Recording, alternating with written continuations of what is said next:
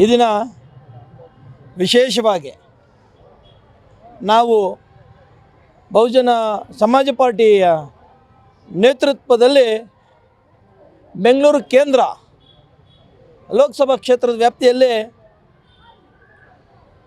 ಜನರನ್ನು ಜಾಗೃತಿ ಮೂಡಿಸಿ ಜನ ಜಾಗೃತರಾಗಿ ಸಂವಿಧಾನದ ಚೌಕಟ್ಟು ಮತ್ತು ವ್ಯಾಪ್ತಿಯಡಿಯಲ್ಲಿ ಪ್ರಜಾಪ್ರಭುತ್ವದ ವ್ಯವಸ್ಥೆಯಲ್ಲಿ ಮತದಾನ ಎಷ್ಟು ಪ್ರಮುಖ ಅಂತೇಳಿ ಇವತ್ತಿನ ದಿನ ನಾವು ಅವ್ರಿಗೆ ಜಾಗೃತಿ ಮೂಡಿಸ್ಬೇಕಾಗಿರ್ತಕ್ಕಂಥ ಅನಿವಾರ್ಯತೆ ಇವತ್ತಿನ ದಿನ ಬಂದು ಒದಗಿದೆ.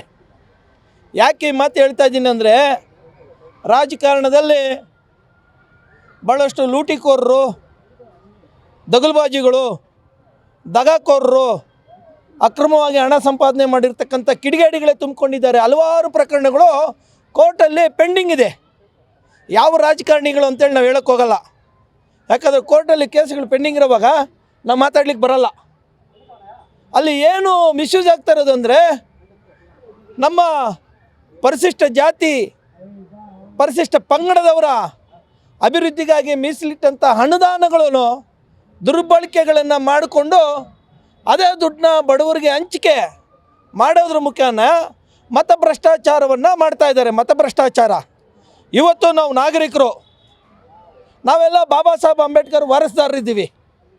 ಈ ದೇಶದ ಪ್ರತಿಯೊಬ್ಬ ನಾಗರಿಕನು ಕೂಡ, ಭಾರತೀಯನು ಕೂಡ ನಾವು Baba Saheb doctor B R Ambedkar ಋಣದಲ್ಲಿದ್ದೀವಿ. ನಾವು ಇವತ್ತಿನ ದಿನ ನಾವು ಸ್ವತಂತ್ರವಾಗಿ ಸ್ವಾಭಿಮಾನದಿಂದ ಏನಾದರೂ ಇವತ್ತಿನ ದಿನ ಇಲ್ಲಿ ಬಂದು ನಾವು ಮಾತಾಡ್ತಾ ಇದ್ದೀವಿ ಅಂದರೆ ಅದಕ್ಕೆ ಕಾರಣ Baba Saheb doctor B R Ambedkar ಮತ್ತು ಬಾಬಾ ಸಾಹೇಬ್ ಅಂಬೇಡ್ಕರ್ ಕೊಟ್ಟಿರ್ತಕ್ಕಂಥ ಸಂವಿಧಾನ. ಆ ಸಂವಿಧಾನದ ವ್ಯವಸ್ಥೆಯಲ್ಲಿ ನಮ್ಮದೇ ಆದಂಥ ವಾಕ್ ಸ್ವಾತಂತ್ರ್ಯ ಇದೆ. ಸಂವಿಧಾನದ ಅನುಚ್ಛೇದಗಳೇನಿದೆ, ಪ್ರಜಾಪ್ರಭುತ್ವದ ವ್ಯವಸ್ಥೆಯಲ್ಲಿ ನಮ್ಮನ್ನು ಅವು ಕಾಪಾಡ್ತಾ ಇದೆ. ನಾವು ಇವತ್ತಿನ ದಿನ ಯಾವ ಪಾರ್ಟಿಗೆ ವೋಟ್ ಕೊಡಬೇಕು ಅನ್ನೋದನ್ನು ನಾವು ಜಾತಿರಹಿತವಾಗಿ, ವರ್ಣರಹಿತವಾಗಿ, ಲಿಂಗರಹಿತವಾಗಿ, ಅಂದರೆ ಜಾತಿ ತಾರತಮ್ಯ ಧೋರಣೆಗಳನ್ನು ಬಿಟ್ಟು ಸಾಮಾಜಿಕ ಕ್ರಾಂತಿಗಳನ್ನು ಮೂಡಿಸೋ ನಿಟ್ಟಿನಲ್ಲಿ ಇವತ್ತಿನ ದಿನ ನಾವು ಕೆಲಸ ಮಾಡಬೇಕಾಗಿದೆ.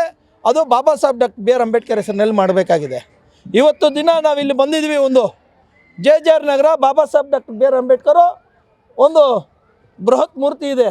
ಹಿಂದೆ ಇದೇ ಬಾಬಾ ಸಾಹೇಬ್ ಅಂಬೇಡ್ಕರ್ ಮೂರ್ತಿಗೆ ಅಲ್ಲಿದ್ದಾಗ ಕನ್ನಡಿ ಕಿತ್ತಾಕ್ಬಿಡಿ, ಸ್ಪೆಕ್ಸ್ ಕಿತ್ತಾಕ್ಬಿಟ್ಟಿದ್ರು. ಸ್ಪೆಕ್ಸು ನನಗೆ ಲೋಕಲ್ ಇನ್ಸ್ಪೆಕ್ಟರ್ ಒಬ್ಬರು ಮಂಜುನಾಥ್ ಅಂತ ಹೇಳಿದರು.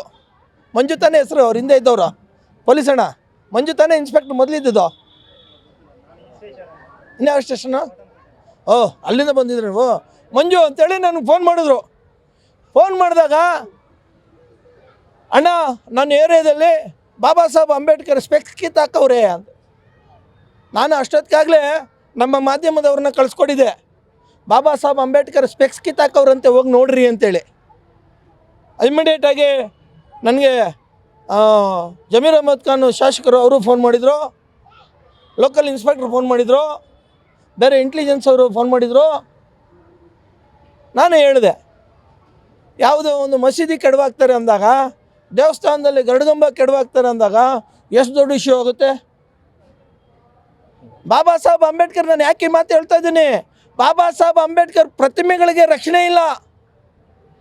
ಬಾಬಾ ಸಾಹೇಬ್ ಅಂಬೇಡ್ಕರ್ ಪ್ರತಿಮೆಗಳಿಗೆ ರಕ್ಷಣೆ ಇಲ್ಲ. ಈ ಏರಿಯಾದಲ್ಲಿರ್ತಕ್ಕಂಥ ಒಬ್ಬ ಮೈನಾರಿಟಿ ಮುಖಂಡರು ಅಲ್ತಾಫ್ ಅವರು ಕೂಡ ಆ ಸಂದರ್ಭದಲ್ಲಿ ನನಗೆ ಫೋನ್ ಮಾಡಿ ಹೇಳಿದ್ರು, ಬ್ರದರ್ ನನ್ನ ಏರಿಯಾದಲ್ಲಿ ಈ ಥರ ಆಗ್ಬಿಟ್ಟಿದೆ ಅಂತೇಳಿ. ಅಂದರೆ ನಾವು ಏನು ಹೇಳೋದಕ್ಕೆ ಕೊಟ್ಟಿದ್ದೀನಿ, ಬಾಬಾ ಸಾಹೇಬ್ ಅಂಬೇಡ್ಕರ್ಗೆ ಸ್ಟ್ಯಾಚ್ಯುಗಳಿಗೆ ರಕ್ಷಣೆ ಇಲ್ಲ ಅಂದರೆ ನಮಗೆಲ್ಲಿಂದ ಬಂತು ರಕ್ಷಣೆ? ಇವತ್ತು ನೀವೆಲ್ಲ ರಾಜಕಾರಣಿಗಳ ಮನೆ ನೋಡ್ಬೇಕು, ನೀವು ಎಲ್ಲರ ಮನೆಗೆ ಹೋಗಿ ನೋಡ್ಬೇಕು. ನೀವು ಅವ್ರ ಮನೆ ಮುಂದೆ 10 ಜನ 20 ಜನ ಪೊಲೀಸವ್ರನ್ನ, ಗನ್ಮ್ಯಾನ್ಗಳನ್ನು, ಇಂಟೆಲಿಜೆನ್ಸ್ ಅವ್ರನ್ನ ಹಾಕಿ ತುಂಬಿಸ್ಕೊಂಡವ್ರೆ. ರಾಜ್ಯಾದ್ಯಂತ ಕಾನೂನು ಸುವ್ಯವಸ್ಥೆಗೆ ಧಕ್ಕೆ ಉಂಟಾಗ್ತಾ ಇದೆ. ಅದ್ರ ಕಡೆ ಗಮನ ಕೊಡ್ತಾ ಇಲ್ಲ.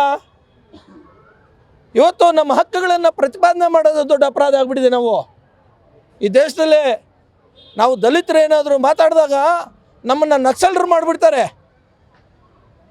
ಇನ್ನೊಂದು ವರ್ಗದವ್ರು ಏನಾದರೂ ಮಾತಾಡಿದಾಗ ಅವ್ರನ್ನ ಟೆರರಿಸ್ಟ್ ಮಾಡಿಬಿಡ್ತಾರೆ. ಈ ವೈಟ್ ಕಲರ್ಗಳು ಏನು ಬೇಕಾದರೂ ಮಾತಾಡ್ಬೋದು, ಏನು ಬೇಕಾದರೂ ಮಾಡಬಾರ್ದು. ಅವ್ರಿಗೊಂದು ಕಾನೂನು, ನಮಗೊಂದು ಕಾನೂನು, ಈ ಒಂದು ವ್ಯವಸ್ಥೆ ಇದೆ. ಹಂಗಾಗಿ ಈ ಸಂದರ್ಭದಲ್ಲಿ ನಾನು ಏನು ಹೇಳ್ತಾ ಇದ್ದೀನಿ, ಇಲ್ಲಿ ಎಲೆಕ್ಷನ್ನು ಕಾರ್ಯಕ್ಕೆ ನಿಯೋಜನೆ ಆಗಿರ್ತಕ್ಕಂಥ ಭಾಳಷ್ಟು ಜನ ಅಧಿಕಾರಿ ಸಿಬ್ಬಂದಿ ವರ್ಗಗಳಲ್ಲಿ ಬಂದಿದ್ರಿ. ಎಲ್ಲ ಕಡೆ ದುಡ್ಡು ಹಂಚ್ತವ್ರೆ. ಎಲ್ಲ ಕಡೆ ಸೀರೆ ಅನಿಸ್ತವ್ರೆ, ಎಲ್ಲ ಕಡೆ ಕುಕ್ಕರ್ ಅನಿಸ್ತವ್ರೆ. ನಿಮ್ಮದೇ ಲಿಮಿಟ್ಸಲ್ಲಿ ಮೊನ್ನೆ 2 ಕೋಟಿ ರೂಪಾಯಿ ಸಿಕ್ಕಿದೆ. ಚುನಾವಣೆ ವ್ಯವಸ್ಥೆ ಭಾರಿ ಬಿಗಿಯಾಗಿರಬೇಕು. ನಾವು ದಲಿತರೇನಾದರೂ ಎಲ್ಲಾದರೂ ಒಂದು ಕಡೆ ಕ್ಯಾಂಡಿಡೇಟ್ಸ್ ಆಗಿರುವಾಗ ಭಾರಿ ಬಿಗಿ ಬಂದೋಬಸ್ತ್ ಇರ್ತದೆ. ಅಪ್ಪರ್ ಕಾಸ್ಟ್ ಎಲ್ಲಾದರೂ ಎಲೆಕ್ಷನ್ ನಿಂತ್ಕೊಂಡಿರುವಾಗ ಅಲ್ಲಿ ನೋಡಲಿ ಇಂಟೆಲಿಜೆನ್ಸ್ ಇರೋಲ್ಲ, ಪೊಲೀಸರು ಇರೋಲ್ಲ, ಫ್ಲೈಯಿಂಗ್ ಸ್ಕ್ವಾಡ್ ಇರೋಲ್ಲ. ಕರೆಕ್ಟಾ? ಪಾಪ ಅವ್ರು ಮಾತಾಡೋಕ್ಕಾಗಲ್ಲ. ನಾವು ಅವ್ರು ಮಾತಾಡಿದ್ರೆ ಅವರು ಕೂಡ ನಮ್ಮ ಜೊತೆಗೆ ಸೇರ್ಕೊಂಡ್ಬಿಡ್ತಾರೆ. ಹಂಗಾಗಿ ಆ ವ್ಯವಸ್ಥೆ ಹೋಗಬೇಕು. ನಾವು ಪ್ರತಿಯೊಬ್ಬರೂ ನಮ್ಮ ಸಂವಿಧಾನ, ನಮ್ಮ ಪ್ರಣಾಳಿಕೆ, ಬಹುಜನ್ ಸಮಾಜ ಪಾರ್ಟಿ ಪ್ರಣಾಳಿಕೆ ಯಾವುದು? ಸಂವಿಧಾನ. ಅಂಥ ಸಂವಿಧಾನದ ವ್ಯವಸ್ಥೆ ಅಡಿಯಲ್ಲಿ ಇವತ್ತು ನಮ್ಮ ಕ್ಯಾಂಡಿಡೇಟು, ನಮ್ಮ ಹೋರಾಟಗಾರರು, ನಮ್ಮ ಮುಖಂಡರು, ನಮ್ಮ ನಾಯಕರು ಇವತ್ತಿನ ದಿನ ಕೇಂದ್ರ ಲೋಕಸಭಾ ಕ್ಷೇತ್ರದ ವ್ಯಾಪ್ತಿಯಲ್ಲಿ ಸದಸ್ಯರಾಗಿ ನಿಂತಿದ್ದಾರೆ.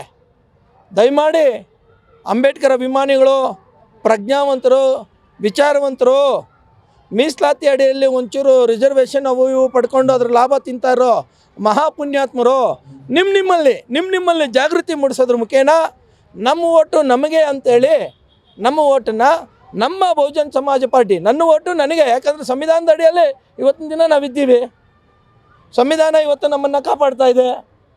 ಸಂವಿಧಾನ ಇವತ್ತು ನಮಗೆ ಬಲವಾಗಿ ನಿಂತಿದೆ. ಸಂವಿಧಾನ ಇವತ್ತು ನಮಗೆ ಬಂದೋಬಸ್ತ್ ಕೊಟ್ಟಿದೆ. ಸಂವಿಧಾನ ನಾನು, ನನ್ನ ಹೆಂಡರು, ನನ್ನ ಮಕ್ಕಳು, ನನ್ನ ಅಪ್ಪ, ನನ್ನ ಅಮ್ಮ, ನನ್ನ ಅಕ್ಕ, ನನ್ನ ತಂಗಿ, ನನ್ನ ಕುಲಬಾಂಧವರು, ನನ್ನ ಸಮಾಜ ಎಲ್ಲರೂ AC ಯಲ್ಲಿರೋದಕ್ಕೆ ವ್ಯವಸ್ಥೆ ಮಾಡಿಕೊಟ್ಟಿದೆ. ಇವತ್ತು ಎಲ್ಲರೂ ಶರ್ಟ್ ಹಾಕ್ಕೊಂಡು ಓಡಾಡೋದಕ್ಕೆ ವ್ಯವಸ್ಥೆ ಮಾಡಿಕೊಟ್ಟಿದೆ. ದೇಶದಲ್ಲಿ ಬದುಕೋದಕ್ಕೆ ನಮಗೆ ಸ್ವಾತಂತ್ರ್ಯ ಕೊಡಿಸಿರೋದು ಸಂವಿಧಾನ.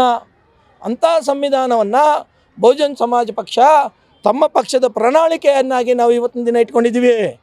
ವರ್ಲ್ಡಲ್ಲಿ ಯಾವುದಾದ್ರೂ ಬೆಸ್ಟ್ ಪಾರ್ಟಿ ಯಾವುದಾದ್ರೂ ಇದ್ದರೆ ಅದು ಬಹುಜನ್ ಸಮಾಜ ಪಾರ್ಟಿ. ಎಂಟೈರ್ ವರ್ಲ್ಡಲ್ಲಿ, ಇಡೀ ಪ್ರಪಂಚದಲ್ಲಿ ನೀವು ತಗೊಳ್ಳಿ, ಇಂಥ ಒಂದು ಶುದ್ಧವಾದಂಥ ಪಕ್ಷ ಯಾವುದೂ ಇಲ್ಲ. ನಮ್ಮ ಪಕ್ಷದಲ್ಲಿ ಕ್ರಿಮಿನಲ್ ಹಿನ್ನೆಲೆ ಇರೋರಿಗೆ ನಾವು ಟಿಕೆಟ್ ಕೊಡಲ್ಲ, ಒಬ್ಬರಿಗೆ ಕೊಟ್ಟಿಲ್ಲ.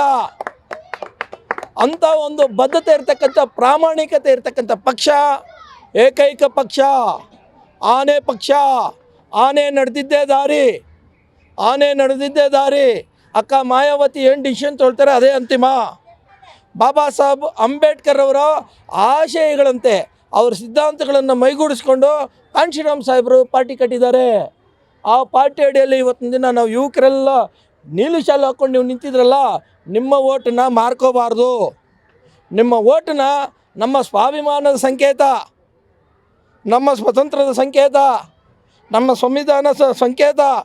ಬಹುಜನ್ ಸಮಾಜ ಪಾರ್ಟಿಗೆ ಮತ ಚಲಾವಣೆ ಮಾಡಬೇಕು. ನಮ್ಮ ಅಭ್ಯರ್ಥಿನ ಪಾರ್ಲಿಮೆಂಟಿಗೆ ಕಳಿಸುವಂಥ ಕೆಲಸ ನೀವು ಬೆಂಗಳೂರು ಕೇಂದ್ರದ ಲೋಕಸಭಾ ಕ್ಷೇತ್ರದ ವ್ಯಾಪ್ತಿಯ ನಾಗರಿಕರು, ಮತದಾರರು ಆ ಕೆಲಸ ಪ್ರಾಮಾಣಿಕತೆಯಿಂದ ಮಾಡಬೇಕು ಅಂತೇಳಿ ನಮ್ಮ ಅಭ್ಯರ್ಥಿ ಪರವಾಗಿ ನಾನು ಮನವಿ ಮಾಡಿಕೊಳ್ತಾ ಇದ್ದೀನಿ. ದಯಮಾಡಿ ನನ್ನ ಹತ್ರ ದಾಖಲೆ ಇದೆ. ಎಲೆಕ್ಷನ್ ಕಮಿಷನ್ ರೆಕಾರ್ಡ್ ಮಾಡ್ತಾ ಇದ್ದಾರೆ, ನನ್ನ ಹತ್ರ ದಾಖಲೆ ಇದೆ. ಲೈವ್ ಡಾಕ್ಯುಮೆಂಟ್ಸ್ ಕೊಟ್ಟಿದ್ದೀನಿ, ಇನ್ನೂ ಕೊಡ್ತೀನಿ. ಯಾವ ಏರಿಯಾದಲ್ಲಿ ದಲಿತರ ಅನುದಾನ ಎಷ್ಟು ಪ್ರಮಾಣದಲ್ಲಿ ದುರುಪಯೋಗ ಆಗ್ತಾಯಿದೆ, ಯಾರು ಅದರಲ್ಲಿ ಕೆಲಸ ಮಾಡದೆ ಬೋಗಸ್ ಬಿಲ್ಗಳು ಮಾಡ್ಕೊಂಡಿದ್ದಾರೆ, ಇದ್ರ ಬಗ್ಗೆ ನನ್ನ ಹತ್ರ ಡಾಕ್ಯುಮೆಂಟ್ಸ್ ಇದೆ. ನಾನು ಇದನ್ನು ಕೋರ್ಟಲ್ಲಿ ಕೂಡ ಹಾಕ್ಕೊಂಡಿದ್ದೀನಿ. ಹೈಕೋರ್ಟಲ್ಲಿ ಸಬ್ಜೆಕ್ಟ್ ಪೆಂಡಿಂಗ್ ಇದೆ. ನಾನೇ WP ಹಾಕಿದ್ದೀನಿ, ರಿಟ್ ಪಿಟಿಷನ್ ಹಾಕಿದ್ದೀನಿ. ನಾವು ಯಾವುದೇ ಕಾರಣಕ್ಕೂ ಭ್ರಷ್ಟಾಚಾರನ ತೊಲಗಿಸೋವರೆಗೂ ನಿದ್ದೆ ಮಾಡೋವಂಥ ಜಾಯಮಾನ ನಮ್ಮದಲ್ಲ, ನಾವು ಮಾಡೋದಿಲ್ಲ. ನಮ್ಮ ಅಭ್ಯರ್ಥಿನ ಹೆಚ್ಚಿನ ಮತದಾನಗಳು ನೀವೆಲ್ಲ ಮಾಡೋದ್ರ ಮುಖೇನ ನಮ್ಮ ಅಭ್ಯರ್ಥಿಯ ಕೈ ಬಲಪಡಿಸಬೇಕು, ಸಂವಿಧಾನವನ್ನು ಗೆಲ್ಲಿಸಬೇಕು. ನೀವು ನಮ್ಮ ಅಭ್ಯರ್ಥಿಗೆ ಮತ ಹಾಕೋದ್ರ ಮುಖೇನ ನಮ್ಮ ಅಭ್ಯರ್ಥಿನ ಎಷ್ಟು ಪ್ರಮಾಣದಲ್ಲಿ ನೀವು ಓಟ್ ಹಾಕ್ತಿರೋ ಅಷ್ಟು ಪ್ರಮಾಣದಲ್ಲಿ ನೀವು ಸಂವಿಧಾನಕ್ಕೆ ಬಲ ತುಂಬಿದಂಗೆ ಆಗುತ್ತೆ. ಹಂಗಾಗಿ ನೀವು ಹಾಕೋ ಒಂದೊಂದು ಓಟು ಕೂಡ ವೇಸ್ಟ್ ಆಗಲ್ಲ. ನಿಮ್ಗೆ ಓಟಿನ ಹಕ್ಕು ಕೊಟ್ಟಿರೋದೇ ಬಾಬಾ ಸಾಹೇಬ್ ಅಂಬೇಡ್ಕರು. ಅಂಥ ಬಾಬಾ ಸಾಹೇಬ್ ಅಂಬೇಡ್ಕರ್ ಅವ್ರನ್ನ ನಮ್ಮ ಪಕ್ಷದಲ್ಲೇ ಶಾಲುವಲ್ಲಿ ನಾವು ಇವತ್ತಿನ ದಿನ ಹಾಕ್ಕೊಂಡಿದ್ದೀವಿ. ಅಂಥ ಏಕೈಕ ಪಕ್ಷ ಇರೋದು ಬಹುಜನ್ ಸಮಾಜ್ ಪಾರ್ಟಿ ಅಂತ ಏಕೈಕ ಪಾರ್ಟಿ ಇರೋದು ಬಹುಜನ್ ಸಮಾಜ್ ಪಾರ್ಟಿ. ಹಂಗಾಗಿ ಎಲ್ಲ ಯುವಕರಲ್ಲಿ ಕೂಡ ನಾನು ಮನವಿ ಮಾಡ್ಕೊಳ್ತಾ ಇದ್ದೀನಿ, ಎಲ್ಲರಲ್ಲೂ ಕೂಡ ಇವತ್ತಿನ ದಿನ ಜಾಗೃತಿ ಮೂಡಿಸುವಂಥ ಅನಿವಾರ್ಯತೆ ಇದೆ. ಭ್ರಷ್ಟರನ್ನ ನೀವು ತೊಲಗಿಸ್ಬೇಕು, ದಗಾಕೋರನ್ನ ತೊಲಗಿಸ್ಬೇಕು, ದಗಲ್ಬಾಜಿಗಳನ್ನ ತೊಲಗಿಸ್ಬೇಕು, ದೌರ್ಜನ್ಯಕೋರನ್ನ ತೊಲಗಿಸ್ಬೇಕು.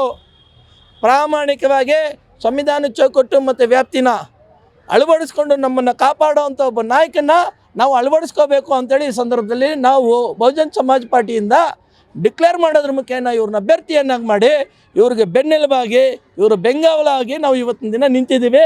ಹಂಗಾಗಿ ನಾನು ಬೆಂಗಳೂರು ಕೇಂದ್ರದ ಈ ವ್ಯಾಪ್ತಿಯಲ್ಲಿ ಮತದಾರರ ನಾಗರಿಕರ ವ್ಯಾಪ್ತಿಯಲ್ಲಿ ನಾನು ಪರಿಪರಿಯಾಗಿ ಮನವಿ ಮಾಡ್ಕೊಳ್ತಾ ಇದ್ದೀನಿ, ಕೈ ಮುಗಿತೀನಿ. ದಯಮಾಡಿ ಬಹುಜನ್ ಸಮಾಜ್ ಪಾರ್ಟಿಗೆ ಮತ ಕೊಡಬೇಕು, ಹೆಚ್ಚಿನ ಸಂಖ್ಯೆಯಲ್ಲಿ ಜಾಗೃತಿ ಮೂಡಿಸಬೇಕು, ನಮ್ಮ ಅಭ್ಯರ್ಥಿನ ಗೆಲ್ಲಿಸಬೇಕು ಅಂತೇಳಿ ಮನವಿ ಮಾಡ್ಕೊಳ್ತೀನಿ.